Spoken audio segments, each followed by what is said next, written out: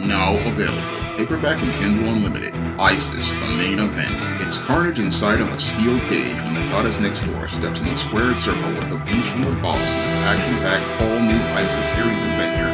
Get ISIS, the main event, paperback and Kindle Unlimited today. The infamous Houston brick lady is now being charged by Houston prosecutors with participating in a GoFundMe scam. Now, 33-year-old Rhoda Osman is the subject of a video that went viral last year where she claimed a black man hit her in the face with a brick after he couldn't get her phone number.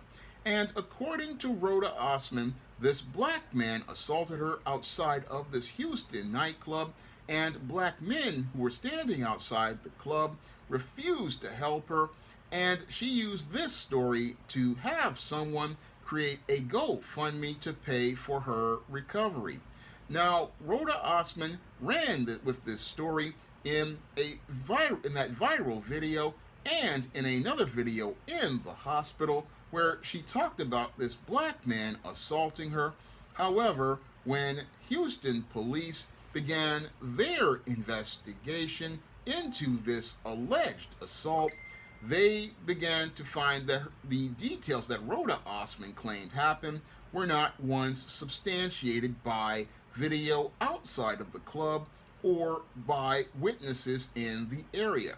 Now, the video surveillance of the nightclub showed Rhoda Osman having an issue with an Uber driver who was carrying a bottle of water, not the brick that Rhoda Osman allegedly claimed that this black man had. And when they started to take a look at the details of her story, they began to see that the details of her story were not really substantiated with the video outside of the nightclub or the statements of witnesses in the area. And as they did their investigation, they began to find that Rhoda Osman had participated in a similar scam in 2020 where she had raised $4,000 or $5,000 regarding an assault with a security guard, and that's when they decided to pull the plug on the GoFundMe as related to her recovery, where she had raised $42,000. Now, after pulling the plug on this GoFundMe, Rhoda Osman has been charged with felony theft by deception, and she was supposed to surrender herself to police, but did not show up, and is now a fugitive as related to these charges. Now, Rhoda Osman thought that she could go out here and pull this scam with GoFundMe, and she thought she could pull the scam with GoFundMe because what she was looking to do was capitalize on anti-black racism that is presented on heterosexual black men. Now, what Rhoda Osman was doing was no different than what murderer Susan Smith did to black men when she claimed her children were kidnapped by a black man. What Susan Smith did back in the 1990s was do this because she wanted to take attention away from herself as related to her being the perpetrator of this crime and put it on black men, because in the system of white supremacy, anything anybody says negative about a black man, people want to believe because they're spellbound, and because they're spellbound, they want to believe that anything violent or out of control that a black man does is the truth, even though there is no evidence to substantiate this. And many people, because they are spellbound and caught up in rhetoric like the gender war, got caught up in their emotions as this foreign-born black woman told this story about black men, making black men the face of predation and as related to crime and violence. And as they got caught up in this gender war rhetoric as related to this story, you had many black women, some beta male black men, and non-black people and white people going out and sending donations to Rhoda Osman and sending her these donations to help with her recovery because they wanted to help her recover from the violence that was perpetrated by this imaginary black brute this imaginary black male predator who had the audacity to assault Rhoda Osman. But what was being done here was an assault on the reputation and the image of heterosexual black men. And this was a whole case of a foreign born black person using anti black racism against American black people, looking to demonize black men as violent brutes. That is what was done here in the case of Rhoda Osman, and this was done with possible intent to defraud all of those people out of their $42,000 that was raised with the GoFundMe, because this was all about making money for this foreign-born black woman at the expense of the reputation and image of heterosexual black men. Because the ultimate goal here was to take the reputation of black men and tarnish it in order to put some shine on Rhoda Osman, to give her some attention and use that attention to make a fast dollar at the expense of black men, and have many of these individuals going on a wild goose chase, chasing after an imaginary black man that didn't exist, all while Rhoda Osman and her accomplices took the money and ran. And that just really shows me how this woman had no regard for foundational black Americans and the safety of foundational black Americans. No, she thought that because she was a foreign black person, she could get away with participating in the same type of racism that Susan Smith participated in when she told all of these people a black man had kidnapped her children, when in actuality she was the one who murdered her own children because she didn't want those children. That's the same type of racism that was perpetrated here, and that's why I cannot give a Rhoda Osman a pass, because what Rhoda Osman was doing was showing her contempt for black men in America and showing how little she had regard for black men. Because when she started her video, the first thing she said was black men, and when she said black men, again, she used this as a trigger word to get people's attention, and she wanted to get people's attention so that they could get in their emotions and then use this to manipulate people into giving her those donations, because a foreign-born black person is not the same as a foundational black American in white supremacy, and that's what they believe. They believe that they are better than black people, and they want to use that to their advantage, because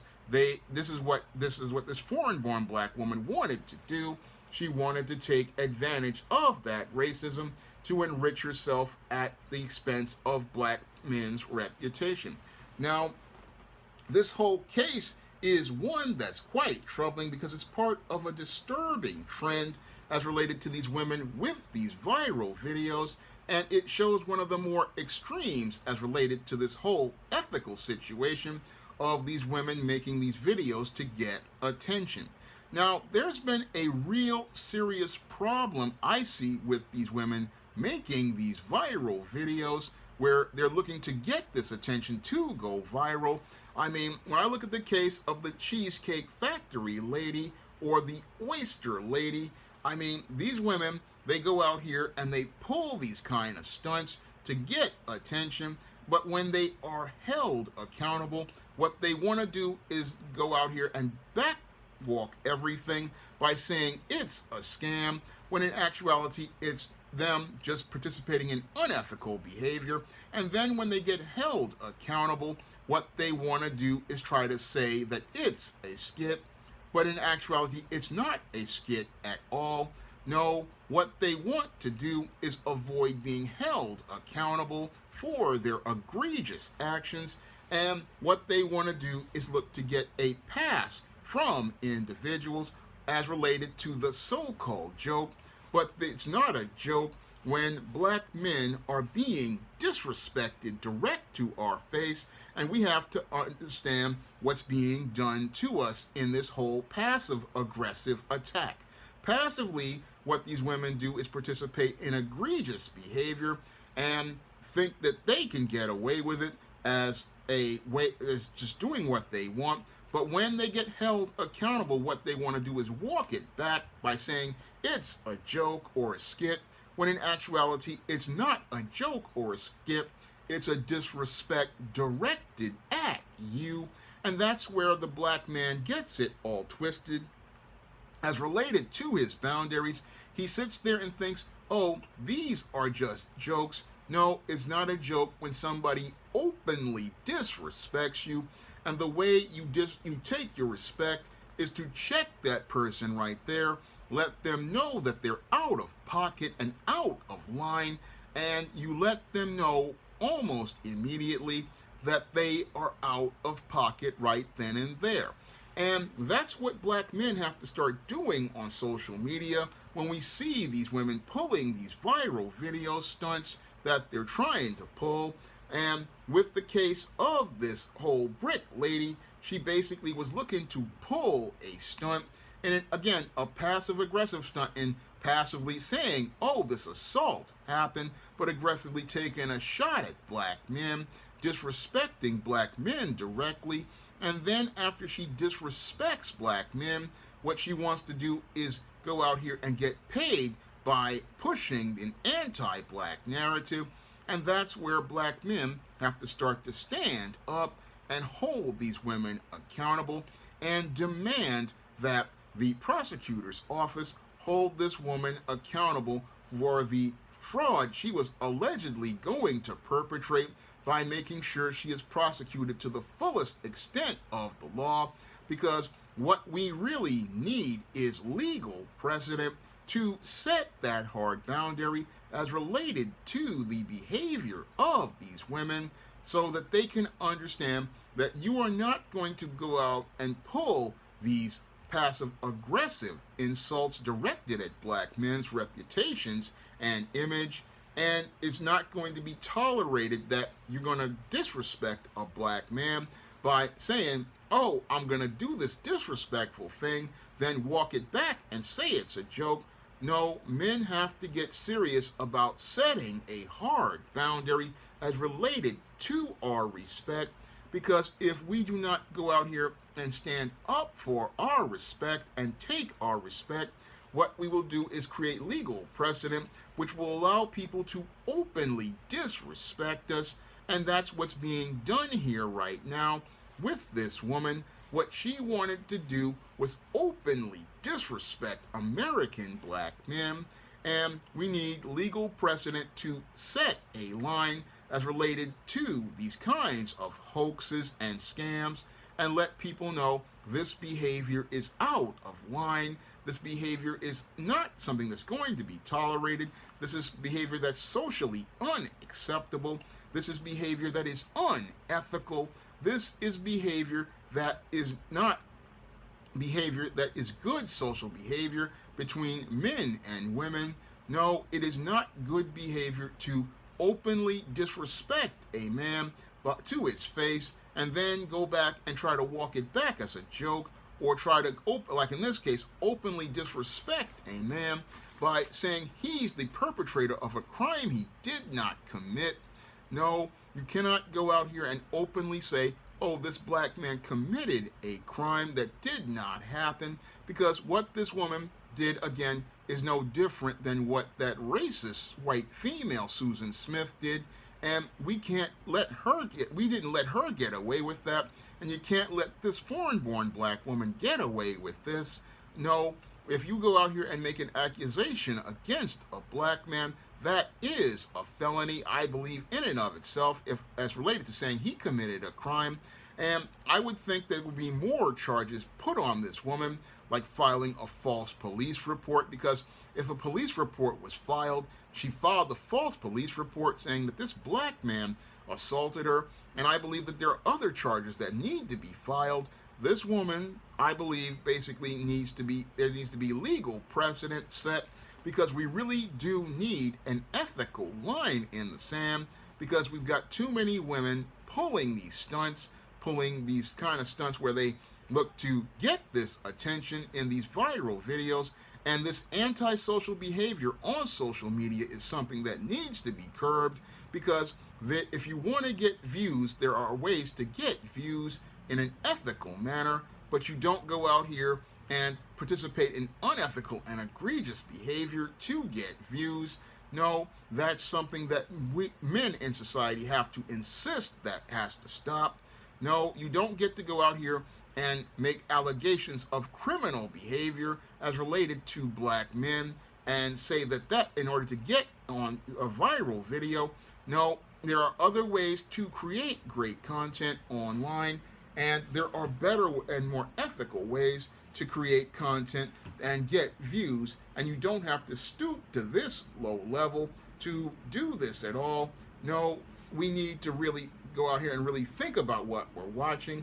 And that's when I first saw this viral video. I had to really think about it, because I looked at that video and I said to myself, why, if this woman were assaulted by this man, like she says, she would have been a lot more injured. Her face would have been a lot redder, not just swollen, and she would have been calling the police. Moreover, there would have been people who would have called the police, because many of these clubs, they don't want to be liable in the case of an injury, so some of them even have first aid kits on hand until paramedics can get there. So that whole story she was telling had a lot of details that were just easily able to figure out that the story was a hoax, because, again, if you were injured and you can still move, you would be calling 911 for an ambulance, not going to social media. And this woman's behavior basically shows me that she was more about getting attention as related to this scam rather than trying to get medical attention for herself. And that was a huge red flag for me as related to this woman and her story. And now what we're seeing is that she made the first mistake in going to social media. The second was going to file that police report as related to this alleged assault. And that's basically where her story fell apart, because, again, detectives do their investigation. They look to substantiate whatever claims you're making. And if the story ain't adding up, eventually they're going to come after you, and they're going to look to put you in jail for participating in a fraud. And that's what this woman was looking to perpetrate as related to this case, a fraud at the expense of black men. And this is, again, why we really need to start pushing back on people who pull these kind of stunts, like this woman, the Cheesecake Factory lady and the Oyster lady, because there's a fine line between respect and disrespect, and black men have to start taking their respect by establishing a standard for behavior, and sisters have to start coming with the brothers, because this type of behavior, it just should not be tolerated, because this is just egregious overall. Now, if you want to pick up some of my books on the SJS Direct imprint, you can find all of those books in paperback and Kindle format on Amazon.com, and you can also find them in digital format at other online booksellers like Smashwords, the iBookstore, and Google Play. And you can find paperback versions of my books at other online booksellers like Barnes & Noble, Walmart, and Target. And if you'd like to see me make more videos like this, you can send a donation to the Patreon, the PayPal, or the Cash App by clicking the links in the description box. That's all I have to say for this video. You can comment, rate, and subscribe. Now available in paperback and Kindle Unlimited, ISIS, All That Glitters. The goddess next door takes on a bikini-clad bank robber in this action-packed, all-new ISIS series adventure. Get ISIS, All That Glitters in paperback and Kindle Unlimited today. Support Black-owned and Black-operated digital broadcast media. www.niceradionetwork.com. Nice Radio Network, broadcasting 24 hours a day, 7 days a week.